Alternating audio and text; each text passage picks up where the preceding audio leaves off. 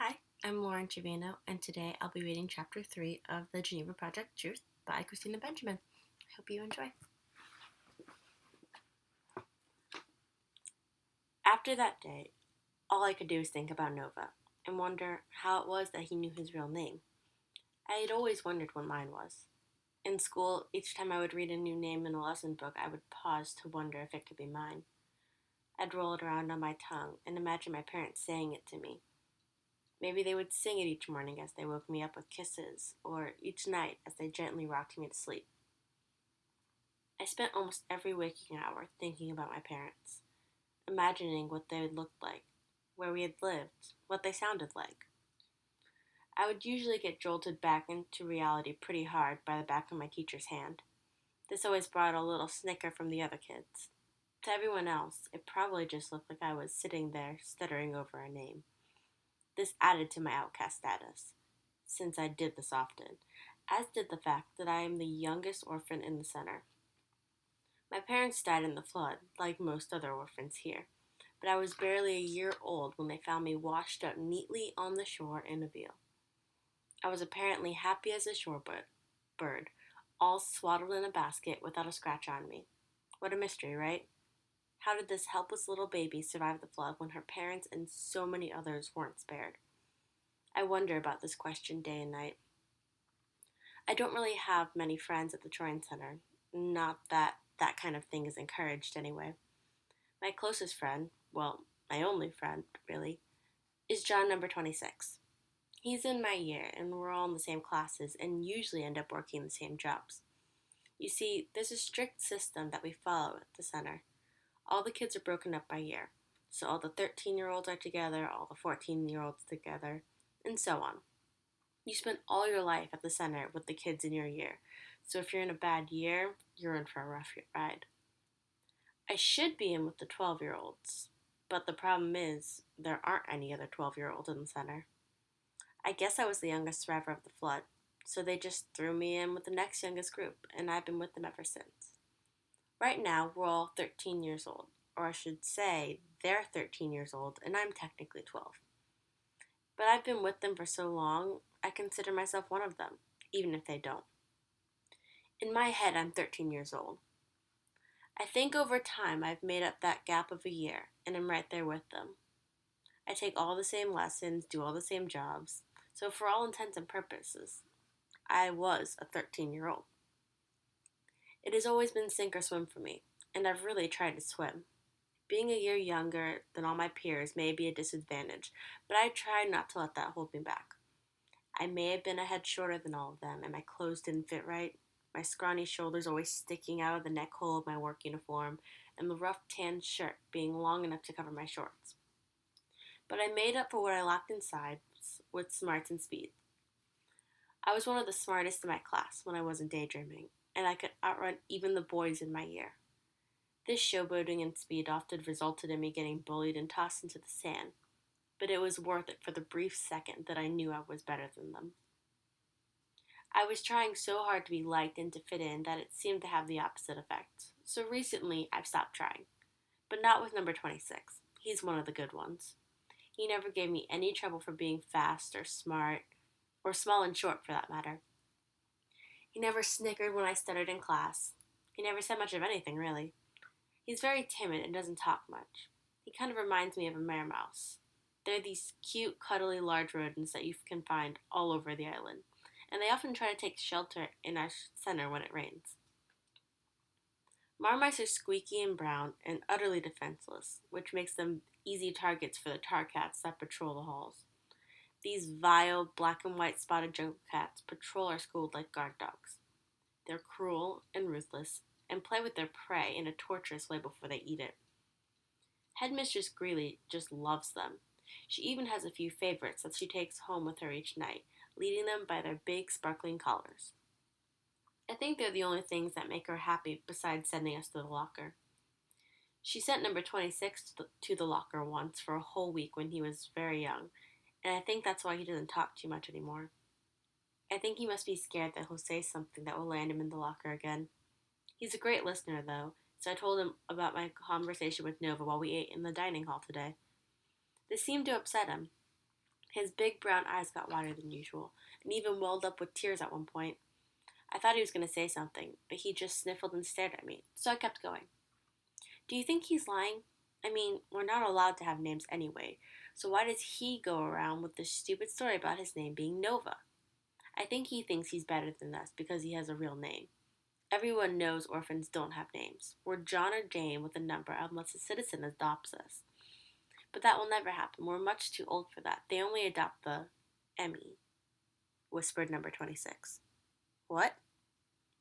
My words stopped short as I caught the barely audible words slip from number 26's lips. What did you just say? Remy. He glanced around nervously. My name is Remy. I don't understand, I stammered. He grabbed me by the hand and pulled me behind him as we exited the dining hall at an alarming speed and scampered down the hall to the Jane's room. He slowed down every time we passed the grift. Grifts are the locals who work at the Troyan Center because they're too weak to work with the other locals in the flood damage. Some were injured in the flood and have missing limbs. Some just seem like they're a little crazy in the head. Most of them are all right enough, but some would rat you out to Greeley in a heartbeat. Luckily, no one really paid attention to us as we blended in with the other orphans while they changed classes. I was out of breath by the time we were in the stall in the Jane's room. Number 26 crammed us both into one of the tiny, dank stalls at the far end. It was so small inside that I had to climb onto the toilet bowl so we could both fit. What are we doing here? I whispered. Are you crazy? We're both going to get sent to the locker. For what felt like forever, he just stared at me. You are aware that you're in a Jane's room, right? And you dragged me here after saying your name is Remy? You should be the one talking now. Fine. Will you keep your voice down, though? Fine, I whispered. You should know that some of us know our real names. Like me, my name is Remy. That's what my parents called me before they were killed in the flood.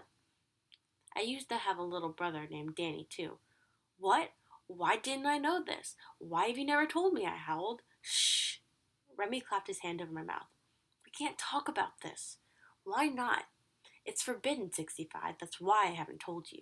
I knew you would go on about it until I got you in trouble. I don't want to end up in the locker again. You're right, I sighed. Then something dawned on me. Is that why Greeley sent you to the locker for a whole week? Yes. So you see why I don't want to talk about it. When we got here, they basically brainwashed us into forgetting our names if we were old enough to know them. They told us that we were never to talk about our old names ever again because it was disrespectful to the island gods, because our family's namesakes had been wiped out for a reason, and it would bring upon another horrible flood if we went around speaking such names. You were too young to know your name when you arrived here, so they didn't bother with you. Plus, you know that if we get adopted, the citizens will name us, so it's easier not to hang on to our old names. No citizen is going to adopt us, Remy. You know that. We're too old now. They only take babies that the locals bring us. It could still happen, 65. Whatever you say, I fumed. So why did you tell me your name just now when I was telling you about Nova? I was jealous that he gets to go around boasting about his real name. It's the only thing I have left to remind me of my family and my home. Sometimes I need to say it just to myself so I know that it's real and that I really did have a life and a family before the flood, he said. Do you know my name, Remy? I whispered excitedly. Silence. What? I thought I heard someone. We need to go, he whispered. But do you? No. I'm sorry, no one does. You were too young. Now can we drop it and go, he hissed. And you have to stop calling me Remy. I slunk down off the toilet. I was perched on his side. Okay, but let me go first so I can make sure the coast is clear. I walked out to the hallway deflated. I looked around and there was no one in sight. The grifts were elsewhere and all the students would be in the dining hall by now. It was almost time to start our flood work for the day. I glanced to my left towards the buzzing coming from the dining hall and then made up my mind that I had lost my appetite and turned right. By the time I had reached the door to room 13, my eyes started to water.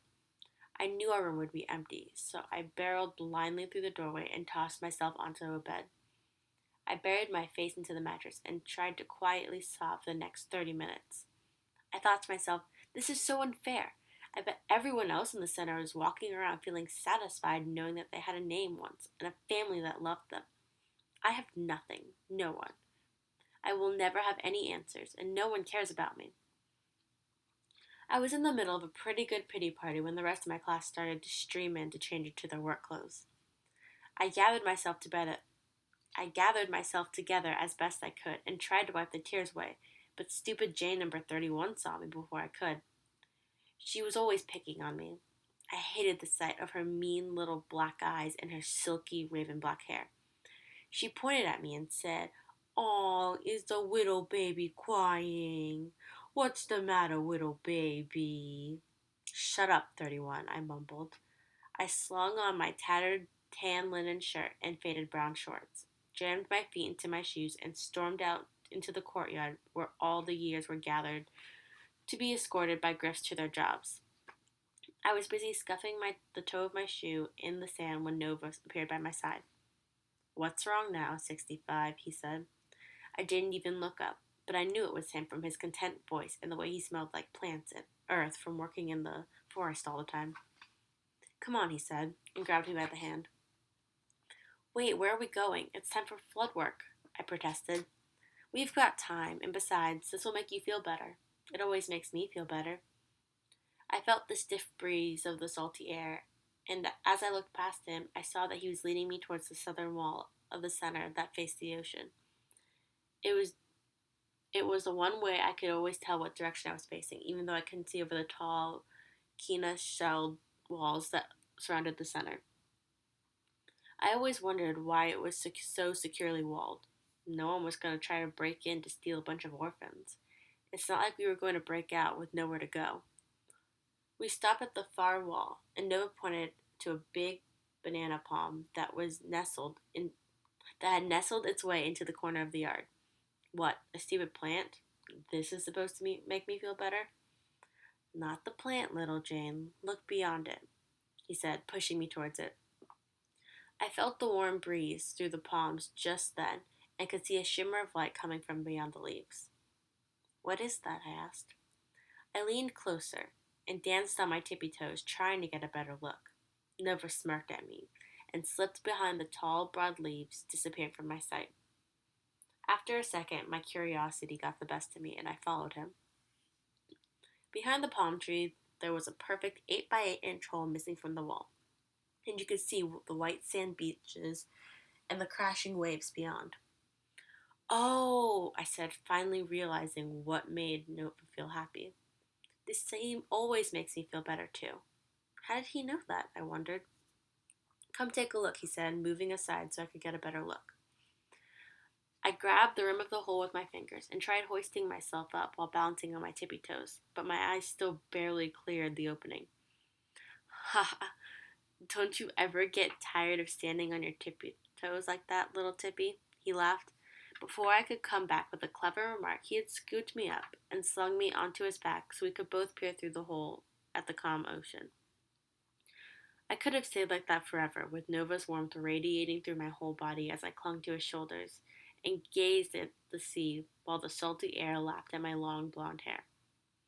He must have sensed my happiness because he said, "See, I told you you'd feel better." "Okay, so you were right," I smiled. "So what had you so upset there, Tippy?" "My name, I guess." "Did you forget your name again? I heard you like to daydream, but that's bad," he joked. "No, I didn't forget my name. It's J number 65. Only, that's not the name I'm talking about. I mean my real name, like you and Remy." "Oh, who's Remy?" he asked. So I told him all about my best friend, John number 26, and about his real name being Remy, and how this whole thing had come about because I was telling Remy about how he told me his name was Nova, and then about no one knowing my name, and then number 31 picking on me. "Tippy, I'm sorry. I shouldn't have said anything. I didn't know you were going to take this name thing so seriously," he said. "And your friend Remy is right. You can't go around talking about names. He sounds smart. You should listen to him, all right? And give 31 a break. I know she can be tough, but it's only because she's so sad over, well, you know." We all lost a lot of people we loved in the flood. I did too. No reason for her to be so mean. We all lost our parents. Some of us lost more than that, Tippy. What do you mean? Never mind, Noah said sullenly. Sadness seemed to fill his eyes, and he shrugged me off his shoulders and started to walk back towards the courtyard. I scurried after him. I'm sorry. I'm sorry. Nova, what did I do? It's okay, Tippy. You didn't do anything. It's just, you almost have it easier because you were so young when you came here that you don't remember your family, your parents, brothers, sisters. I still do, and so does Gemma. We both lost our little sisters in the flood. Gemma? That's 31's name. Now don't go repeating that, okay? You'll just give her another reason to go after you. I couldn't believe what I was hearing. 31 had a name too? Was I the only one who didn't? I was lost in 1,000 questions and had to jog to catch up with Nova's long strides. I'm sorry you lost your sister, Nova, I added breathlessly when I caught up to him. Thanks, he said, and gave a stressed smile for my benefit. What was she like? He stopped walking and just looked at me for a moment. I was about to apologize for being so nosy when he smiled and laughed. Huh, no one's ever asked me that before. She was a lot like you, actually. Always underfoot, too short, and too nosy for her own good, he said with a real smile this time as he poked me. And then he did something that no one has ever done before. He kissed the top of my head and trotted off to join the other 14-year-olds as they headed to the forest for flood work. I stood there stunned for a moment. No one had ever kissed me before, and it made me feel funny. My ears burned again and my cheeks felt hot. I could hear my heart pounding in my eardrums. Suddenly, Remy nudged me to follow him and the rest of my group out to the fields to sort through rubble. The rest of the day seemed to swim by. All I could think about was Nova. At first, it was just in a curious way. Like, how did he know so much about the other kids and everyone's names and the hole in the wall? But soon, he was all I thought about, all day, every day. He slowly worked his way into my daydreams as well. I began to live for these dreams that brought me to this perfect fantasy world where we would go on hikes together into the rainforest and we'd hunt for gems and treasures among the ruins from the flood. And we could keep anything we found. Or sometimes we would play on the beach and race into the waves. I would imagine that we'd swim out into the sea and find our parents waiting for us on another island. We'd be so happy to see us and say that they never stopped searching for us. Alright, I hope you enjoyed that, chapter 3, and I'll be back soon with chapter 4.